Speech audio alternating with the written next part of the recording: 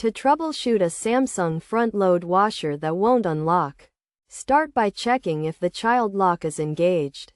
The child lock feature is designed to keep the door locked, preventing accidental opening, which can be hazardous. If the child lock is engaged, disable it to unlock the washer. The procedure for doing this varies by model, so it's best to refer to the user manual.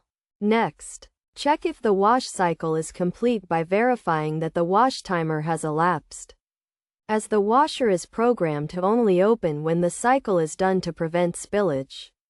It's also a good idea to wait for a short period of time after the wash timer has elapsed before attempting to open the door.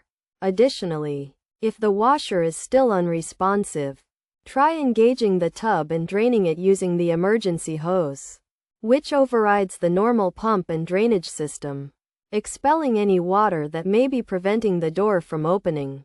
The emergency hose can be found in the drain access panel, located on the front lower section of the washer. By following these steps, you should be able to troubleshoot and unlock your Samsung front load washer.